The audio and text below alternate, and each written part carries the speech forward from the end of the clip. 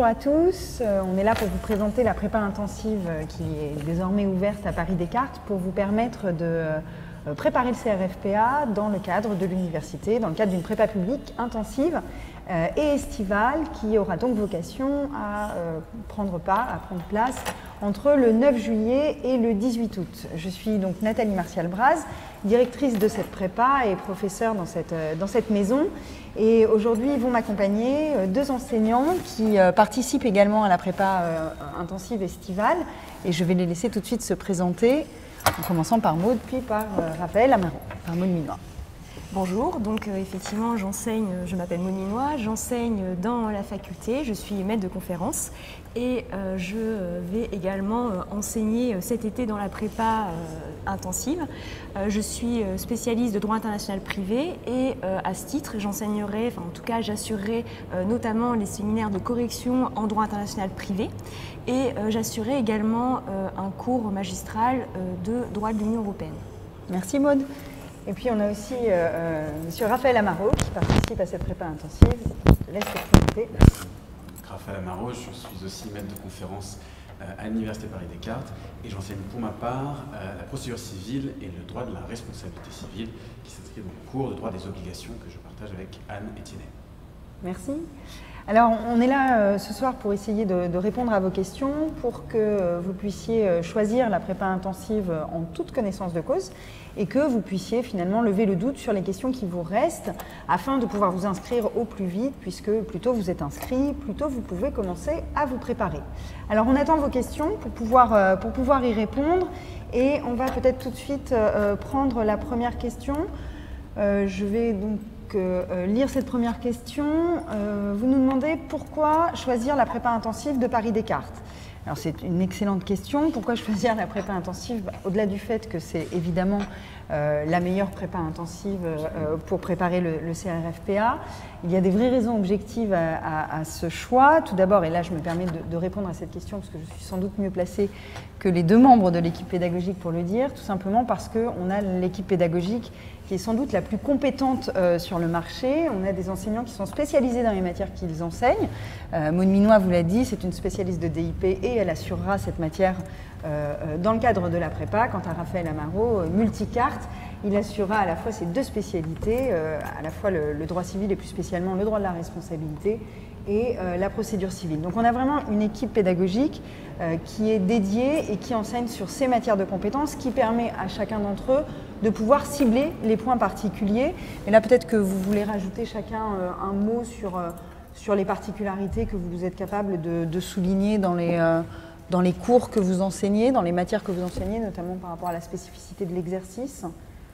Alors c'est vrai que par exemple l'épreuve de procédure civile, maintenant qu'on dispose d'un petit peu de recul sur l'épreuve, montre que ce sont des problèmes assez pratiques qui sont en fait posés, en tout cas à la lumière du cas de l'an dernier, problèmes assez pratiques qui finalement n'étaient pas si difficiles que ça à anticiper quand on sait un peu la réalité du contentieux civil. Donc, par exemple, on avait des questions de preuve assez évidentes qui se sont posées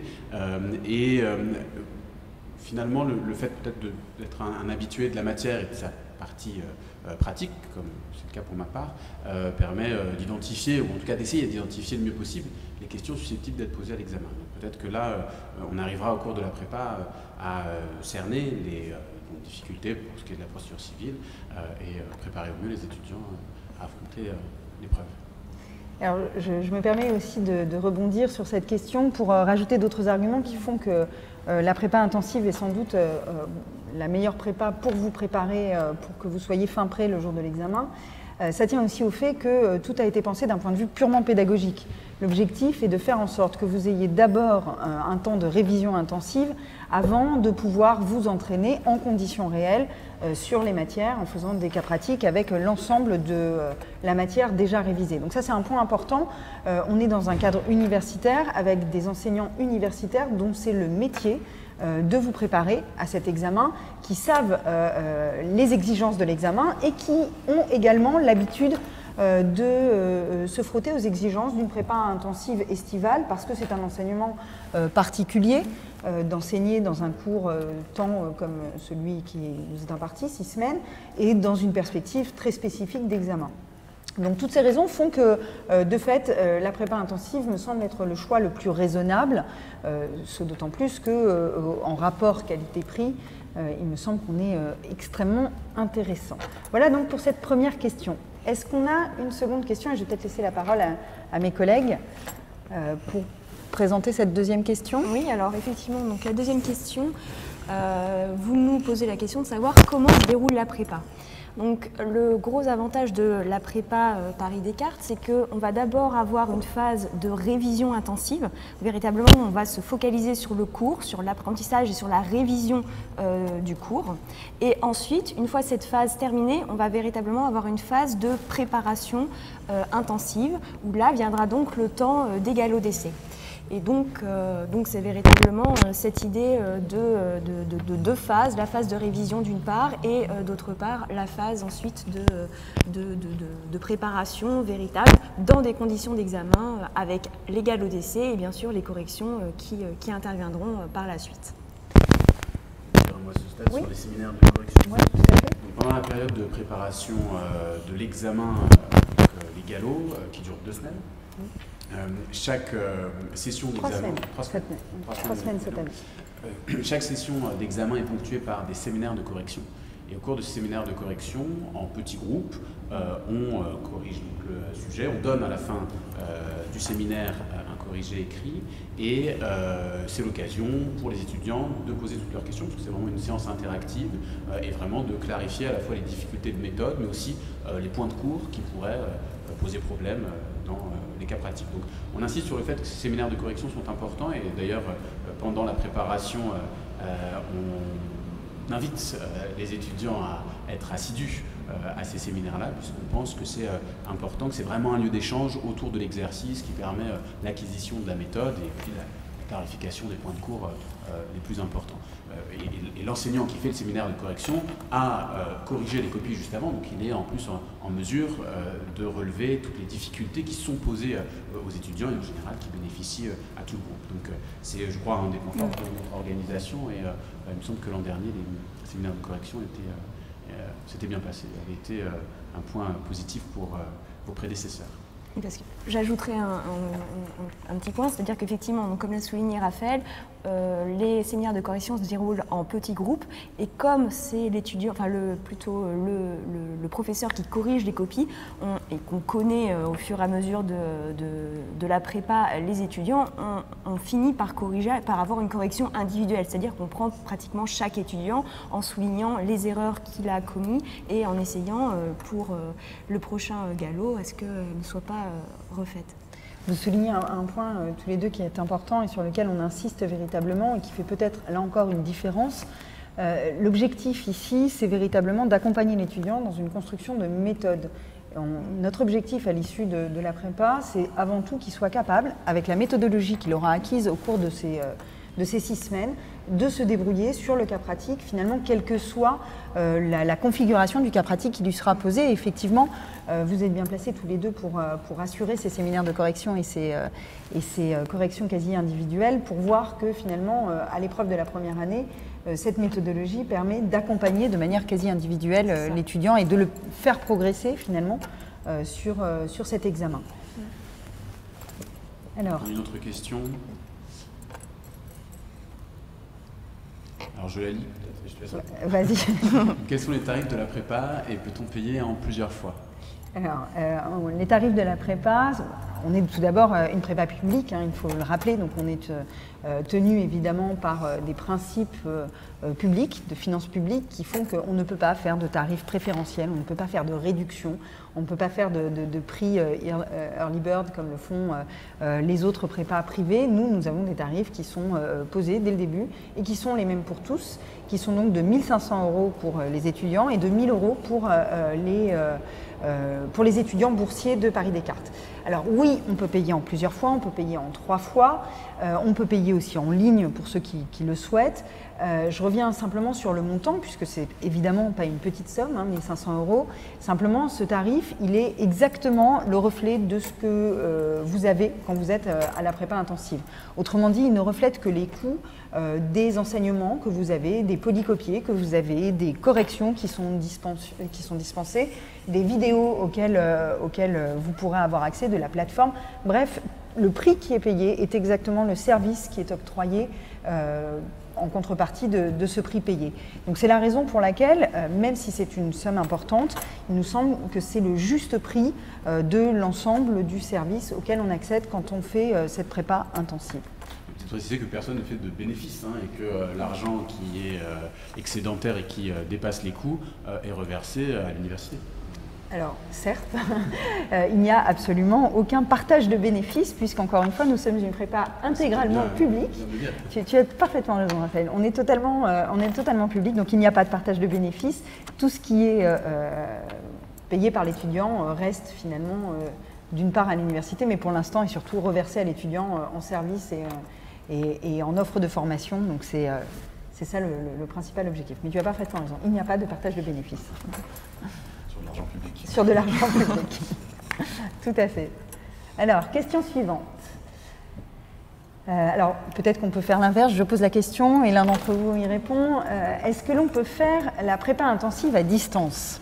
Alors oui, effectivement, vous pouvez, si vous n'avez pas la faculté de venir à la faculté suivre les cours, vous pouvez effectivement à distance suivre la prépa via des vidéos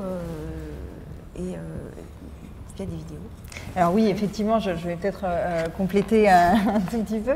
La prépa est une prépa qui a vocation essentiellement à être en présentiel. Alors là, c'est aussi, je rejoins la question précédente par rapport au tarif.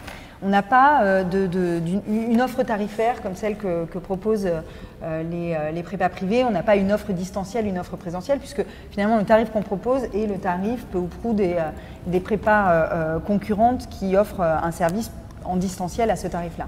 Simplement, évidemment, vous pouvez absolument tout suivre à distance puisque l'on a une plateforme numérique qui vous permet d'accéder d'une part au polycopier. On a une illustration là, du polycopier de droit international européen. Donc ces polycopiers, vous les avez à la fois en papier. Vous pouvez venir les... Voilà, donc on vous montre les polycopiers. C'est que le volume 2, parce qu'en droit administratif, il y a 2 volumes comme ça. Voilà, alors là, c'est uniquement le pénal spécial et le droit de la peine. Voilà, alors à chaque fois, c'est un des volumes on a tous les autres qui sont là, c'est vous dire si vous avez de la littérature, je ne sais pas si on les voit derrière nous, mais il y a une littérature qui est assez conséquente. Donc vous avez ces polycopiers en version papier, ce qui vous permet déjà de travailler à distance. Et puis pour accompagner ces polycopiers qui sont également accessibles sur la plateforme numérique en téléchargement si vous voulez travailler sur votre ordinateur et que vous n'aimez vraiment plus le papier. Par ailleurs, les matières principales sont filmées. Alors ce ne sont pas des MOOC à proprement parler, mais ce sont des vidéos des cours qui sont totalement accessibles en ligne sur la plateforme numérique. Et pour les matières qui ne sont pas accessibles en vidéo, elles sont, quoi qu'il arrive, accessibles en format audio. Donc chaque étudiant qui, pour des raisons personnelles, ne souhaite pas se déplacer à l'université peut parfaitement suivre les enseignements à distance. Il peut également faire les galops d'essai à distance, puisque au moment où le galop est distribué aux étudiants qui souhaitent se préparer en conditions réelles et qui ont donc des salles qui leur sont mises à disposition pour s'entraîner dans les véritables conditions de l'examen du CRFPA, ils peuvent alternativement accéder au galop d'essai en ligne sur la plateforme et nous transmettre les copies par voie numérique pour qu'elles soient corrigées par ce biais-là. Donc l'étudiant qui souhaite ne faire la prépa qu'à distance peut parfaitement le faire. Ceci étant dit, il nous semble que c'est peut-être dommage de ne faire cette prépa qu'à distance dans la mesure où l'accompagnement individuel dont on a parlé tout à l'heure ne peut pas être dispensé de la même façon lorsque c'est un accompagnement qui est fait uniquement par voie numérique, y compris si on envisage des entretiens, ce qui est tout à fait envisageable le cas échéant, mais qui ne permettra pas cet accompagnement aussi individuel que celui qui peut être donné dans les séminaires de correction. Donc on vous invite évidemment, dans la mesure du possible, on vous invite à à venir nous voir pendant l'été. Si je peux me permettre juste d'ajouter, c'est une période qui est assez intense, qui est fatigante, où il y a un peu de pression malgré tout, puisque vous allez passer un examen qui est important pour vous. Et moi j'ai eu le sentiment, en tout cas l'an dernier, que être aussi à votre contact, pouvoir parler, que vous puissiez échanger entre vous, c'est un plus. Ça vous permet de ne pas passer l'été complètement seul. Et je pense qu'humainement, il faut être bien aussi dans ses baskets quand on passe un examen et que ça me paraît important. Donc pour ça, le présentiel me paraît être une bonne chose. Après, chacun fait comme il peut aussi. Merci. Alors, on a une autre question qui est posée, qui est donc, avez-vous déjà une idée du nombre d'étudiants de la prépa? Alors, je vais peut-être essayer de repréciser la question parce que je ne la comprends pas nécessairement. Je vais essayer d'apporter une réponse. Et puis, si la personne qui nous pose cette question n'est pas satisfaite, qu'elle nous reprécise sa question. Alors oui, on a une idée du nombre d'étudiants qui est déjà inscrits à la prépa, heureusement. Ça nous permet notamment de leur avoir d'ores et déjà envoyé le planning de la prépa, puisque le planning a été établi de manière anticipée pour vous permettre de vous organiser. Donc les étudiants qui sont d'ores et déjà inscrits ont déjà reçu le planning, sans qu'il y ait des précisions, notamment sur les séminaires de correction, puisque les séminaires de correction seront déterminés en fonction du nombre définitif d'étudiants pour pouvoir harmoniser les groupes. Donc on a une idée du nombre d'étudiants. Après ce nombre d'étudiants inscrits, nous, il nous importe, et c'est pour ça qu'on vous invite à vous inscrire au plus vite, puisque ce nombre d'étudiants nous permet tout simplement de composer les groupes, de vous envoyer les polycopiés, donc d'avoir une idée concrètement de la logistique qui doit être mise en place pour pouvoir vous donner accès à l'ensemble des supports puis à l'ensemble de la formation. En revanche, pour vous, ce nombre d'étudiants n'a véritablement pas d'incidence, puisque de toute façon, notre impératif et notre objectif, c'est de maintenir le plus possible un accompagnement très individualisé. Donc, les séminaires de correction, quel que soit le nombre, sont de toute façon toujours en petit nombre. On plafonne à 25 étudiants maximum. Alors parfois, il y a une matière où l'année dernière, il y a eu, je crois que le maximum c'était 27 étudiants dans un groupe de procédure civile, et parce qu'on n'avait pas un compte rond. Mais l'objectif est véritablement de plafonner pour qu'il n'y ait pas d'effet de masse, comme il peut y avoir par ailleurs, et qui peut se révéler parfois anxiogène pour l'étudiant, qui effectivement, si le contact avec les autres peut être parfois porteur, peut se révéler parfois anxiogène. Mais tu voulais peut-être ajouter quelque chose. Même sur les séminaires, l'an dernier, on était plutôt, pour les séminaires que j'ai assurés, une quinzaine d'étudiants. Et pour le coup, je trouve que c'était un nombre qui était satisfaisant, parce que ça permet d'avoir une variété de questions, malgré tout, puisqu'une quinzaine d'étudiants qui viennent avec leurs problèmes, mais ça reste un nombre qui est très raisonnable. Peut-être que ça permet de rebondir sur la question suivante. Alors je vais juste terminer cette question-là, puis après on rebondit sur la question suivante. Encore une fois, sans savoir si c'est tout à fait l'information que vous souhaitiez obtenir. En revanche, ce qui est sûr, c'est qu'on a un nombre maximum d'inscrits, parce qu'on veut éviter de toute façon le seuil, qui est un seuil élevé, mais on veut éviter d'avoir trop d'étudiants. L'objectif n'est pas d'être dans une usine. Notre objectif est de continuer à avoir cette volonté d'excellence qu'on ne pourra pas faire si vous êtes trop nombreux. C'est pour ça qu'il y a un nombre limité d'inscrits pour pouvoir justement nous permettre d'assurer une formation d'excellence. Mais rassurez-vous, pour le moment, il y a encore des places, vous pouvez vous inscrire, mais inscrivez-vous vite pour que l'on puisse, encore une fois, vous transmettre les informations et vous permettre de commencer à travailler au plus vite maintenant que les examens sont quasiment finis. C'est une question de préparation optimale que de commencer le plus vite possible. Alors, je te laisse peut-être enchaîner avec... Est-ce que l'on est accompagné au cours de l'été? J'imagine que c'est accompagné dans le travail, ça ne va pas vous tenir par la main pour vous amener jusqu'à l'université. Alors, oui, vous êtes accompagné au cours de l'été, donc déjà selon les modalités qu'on vient d'évoquer. Peut-être qu'on peut dire aussi qu'on a pendant tout l'été des responsables administratifs qui sont sur place, qui peuvent répondre à vos questions, préciser toutes sortes de problèmes relatifs au planning, relatifs au galop, relatifs aux questions matérielles que vous pouvez avoir. Et puis il y a les enseignants qui sont sur place, qui sont là en général tous les jours ou quasiment, qui sont disponibles par email et auxquels vous pouvez écrire si vous le souhaitez. Oui, non, non, je ne peux que rebondir sur ce que tu viens de dire. Je pense effectivement que, là encore, en précisant peut-être la question qui est posée, oui, vous êtes très accompagné au cours de l'été. En tout cas, ce qui est sûr, c'est que peut-être qu'on peut insister là-dessus, peut-être que c'est ça la question. Encore une fois, la prépa intensive, c'est une prépa universitaire, mais avec un petit plus qui est que vous êtes quand même dans le cadre d'une prépa.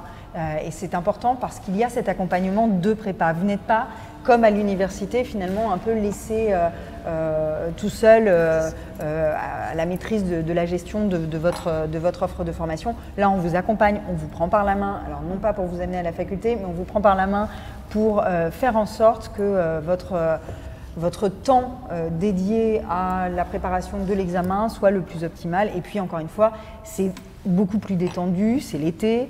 Il peut faire beau, mais ce n'est pas toujours le cas. Il y a même parfois des enseignants en basket. Et voilà, donc c'est quand même beaucoup plus détendu que pendant l'année. Et comme tu as insisté, les responsables pédagogiques, en tout cas pour ma part, bien qu'étant enseignante, je n'assure pas d'enseignement pour pouvoir me dédier à l'organisation et à l'accompagnement justement des étudiants.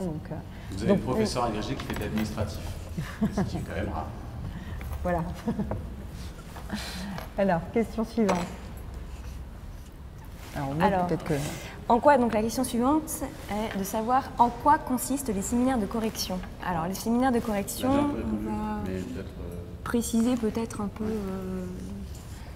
ce qu'il faut entendre par là.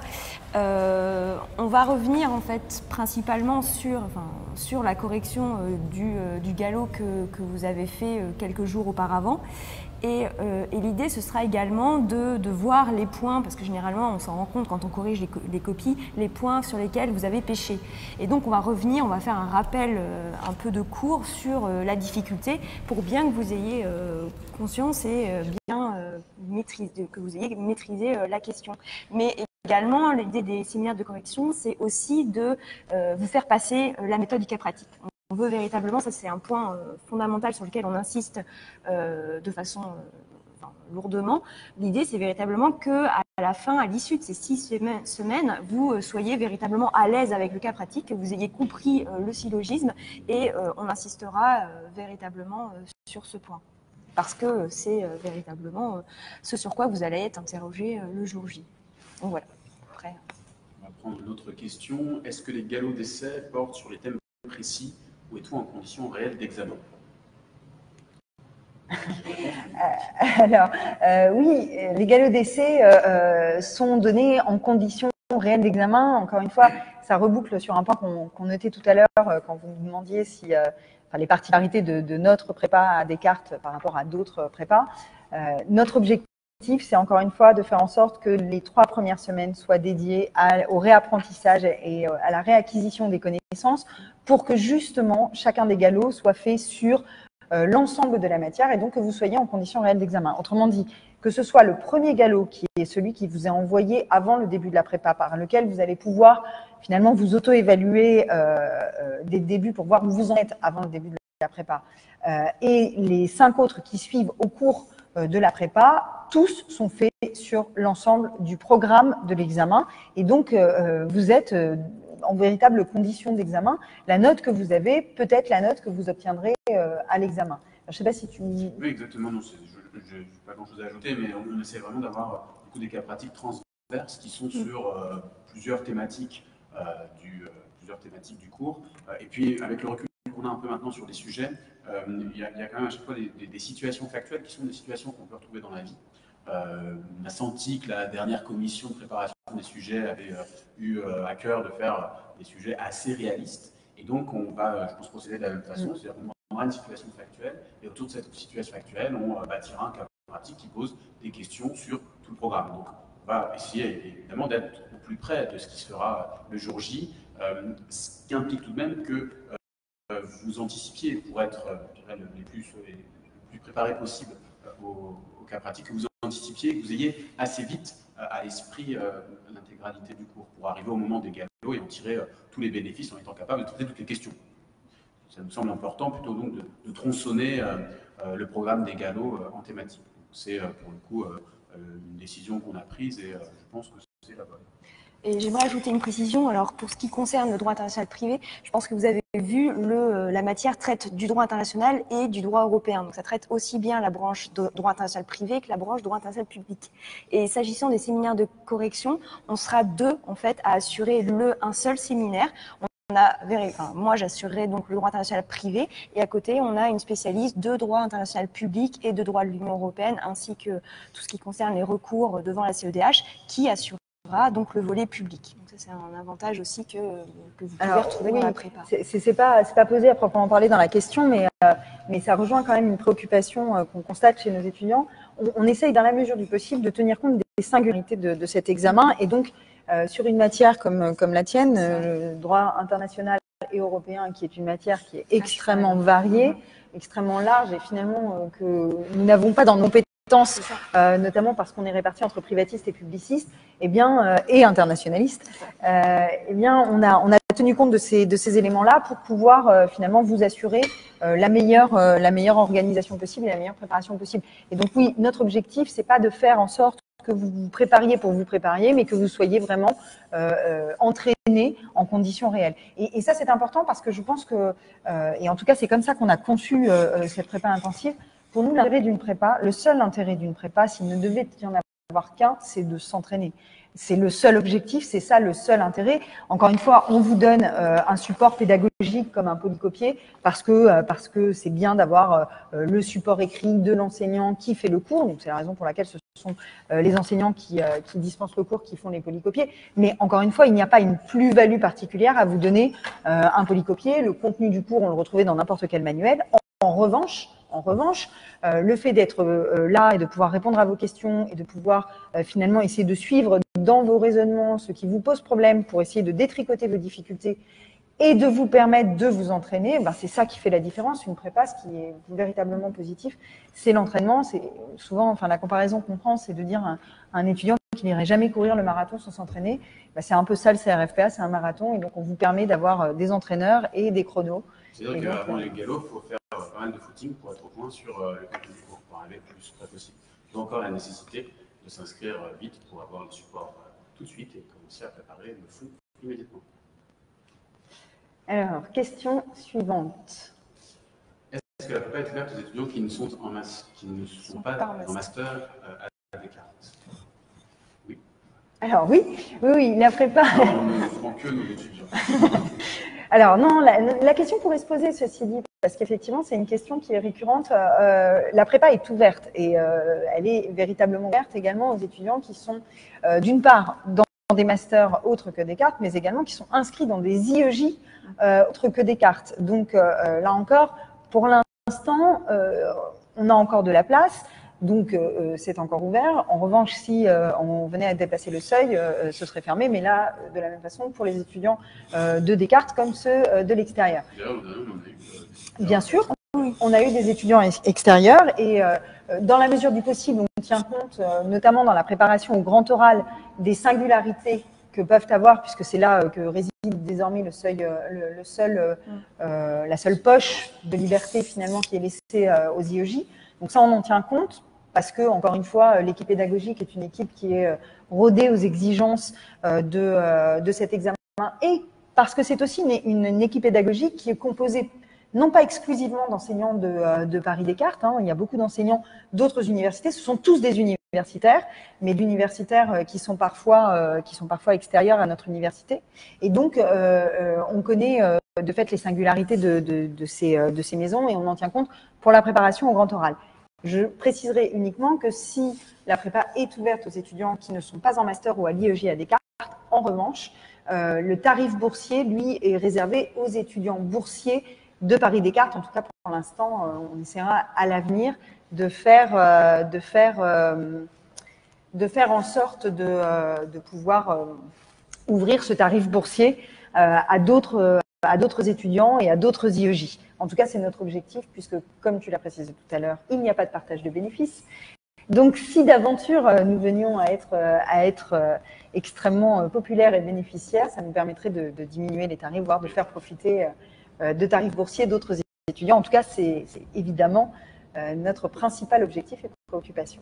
Donc voilà, donc oui, la prépa est ouverte aux étudiants qui ne sont pas en master à Descartes. Venez nous voir à Descartes, vous verrez à quel point cette université est agréable. Et peut-être que finalement, l'année suivante, vous vous inscrirez en Master 2 à Descartes et peut-être à l'IEJ à Descartes. En tout cas, c'est ce qu'on souhaite. On est une maison accueillante. Alors, je vais arrêter de parler et on va prendre les autres questions. Je suis très bavarde. Est-ce que le cours n'est qu'une répétition du fascicule? Alors, vous qui êtes les auteurs de vos fascicules et des cours, je vous laisse peut-être la réponse. Ce n'est pas qu'une répétition du fascicule, mais j'attire quand même votre attention sur le fait que les fascicules sont longs, donc assez exhaustifs, et que l'enseignant ne va pas répéter les fascicules, ce qui serait complètement impossible, mais il va plutôt insister sur les points les plus complexes du cours, ou les points qui, selon toute probabilité, lui paraissent pouvoir faire difficulté le jour de l'examen.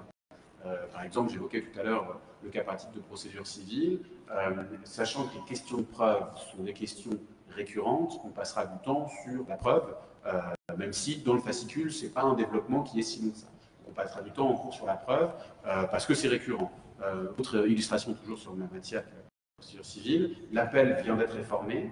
Ce n'est pas nécessairement les questions qui se posent le plus souvent, les questions relatives à l'appel, mais comme c'est une question complexe, très neuve, là aussi on passera du temps en cours sur l'appel pour essayer d'expliciter le plus possible la nouvelle procédure.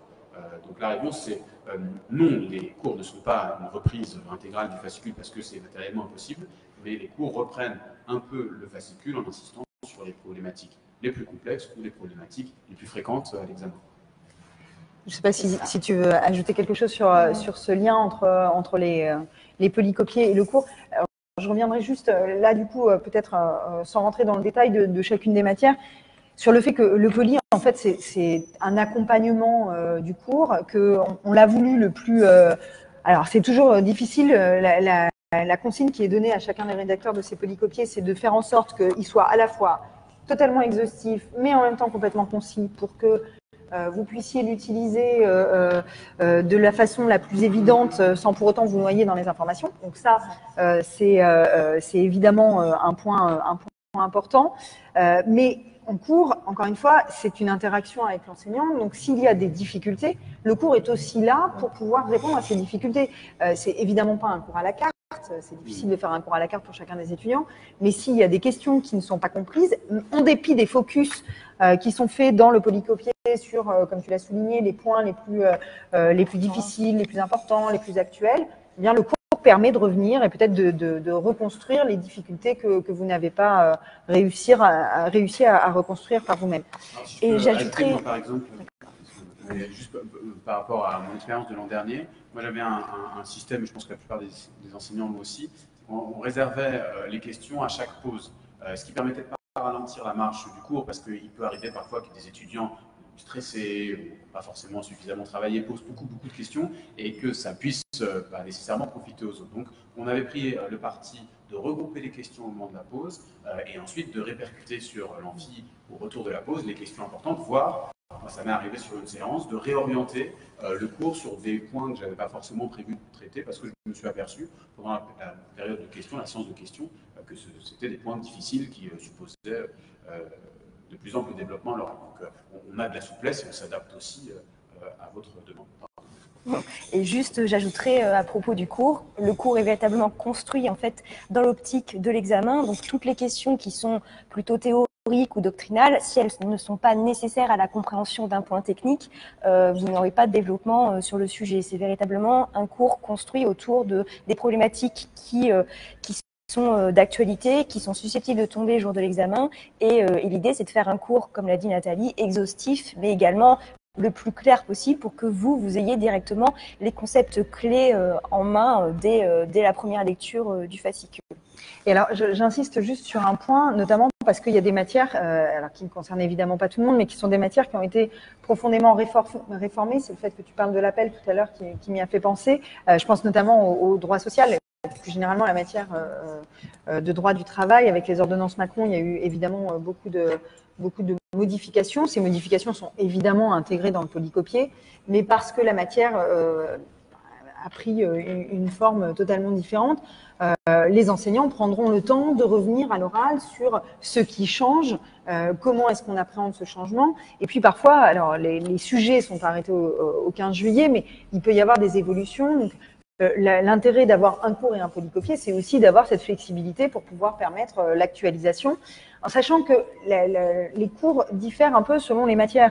Il est certain que sur les matières qui sont les matières de spécialité qui sont choisies par les étudiants, généralement vous êtes meilleur sur ces matières-là, parce que ce sont des matières que vous avez travaillées, que vous avez choisies parmi un panel de 6 matières, alors qu'il y a des matières, je pense notamment aux matières de procédure et aux matières d'obligation, ce sont parfois des matières que vous n'avez pas vues depuis longtemps, sur lesquelles vous n'êtes pas nécessairement spécialiste et sur lesquelles vous avez besoin peut-être de davantage revenir sur les concepts. Et donc, les enseignants, en fait, adaptent, et c'est ça l'intérêt du cours, parce qu'encore une fois, on pourrait envisager de vous donner que le polycopié. L'intérêt du cours, c'est aussi de pouvoir faire cette adaptation par rapport à l'état de vos connaissances quand vous arrivez dans la prépa. Donc, l'objectif, c'est finalement de vous remettre à niveau pour que le jour de l'examen, vous soyez spécialiste de toutes les matières, vous soyez capable de passer dans toutes les matières.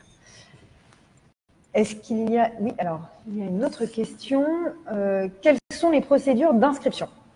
Alors, quelles sont les procédures d'inscription? Là encore, la procédure d'inscription, elle est assez simple. En tout cas, vous pouvez y accéder assez simplement. Vous pouvez vous inscrire en ligne sur le site de la fac. Alors, je vous invite à aller sur le site de la fac. Il y a un focus qui est fait sur la prépa, donc vous trouverez très facilement. Sinon, vous allez dans l'onglet prépa, qui a une page spécifique pour la prépa intensive. Donc, vous trouvez tout en cherchant avec un minimum d'effort sur la page internet de la fac. La procédure, elle se fait en 2 temps. En réalité, vous faites une première inscription dans laquelle on vous demande de la réaliser assez rapidement, encore une fois, pour des histoires de logistique. Hein. Nous, de notre côté, si on veut pouvoir faire les groupes, notamment les groupes de cours et les groupes de séminaires de correction, on a besoin de savoir à peu près quelle est la répartition dans les matières, parce que c'est pas le tout de vous inscrire, mais si vous ne donnez pas vos choix de matière, on peut pas savoir finalement comment se composent les groupes, et donc sur les matières qui sont communes, on peut pas savoir si on est... Pour donner un exemple très concret, les étudiants qui font droit des obligations, est-ce qu'on fait un groupe qu'avec droit des obligations, droit des affaires, ou est-ce qu'il faut mettre du droit des obligations et du droit des affaires et du droit international? Donc pour des raisons purement de logistique, mais qui sont directement liées à votre organisation à vous pendant l'été, parce que c'est votre planning finalement qui va être impacté, eh bien on a besoin d'avoir vos matières. Donc la première étape d'inscription, elle se fait donc en ligne, et on vous demande à ce stade simplement de renseigner vos choix de matière. C'est assez simple, mais nous, c'est fondamental d'avoir ces informations-là. Et puis, dans un deuxième temps, vous êtes contacté par la faculté, par Madame Arnoux, qui vous appelle ou vous envoie un mail pour vous demander de procéder à l'inscription administrative un peu plus longue, donc de renseigner vos documents, notamment d'étudiants, alors, évidemment, comme l'a dit Raphaël tout à l'heure, je suis une prof qui fait de l'administratif, mais je ne suis pas complètement compétente en administratif, donc ça trouve mes limites. Elle vous demande tout un tas d'informations qui sont nécessaires à l'inscription, et c'est à ce moment-là qu'elle vous propose notamment le paiement en 3 fois sans frais, qui vous permet, à ce moment-là, une fois que vos droits sont payés, enfin en tout cas que vous avez, si c'est le cas, demandé ce paiement en 3 fois sans frais, on considère que vous êtes inscrit, et donc on vous permet à ce moment-là, on vous considère comme inscrit, et donc on vous envoie à partir de ce moment-là les informations, notamment le planning, et puis au plus vite les liens pour accéder au Moodle de la prépa,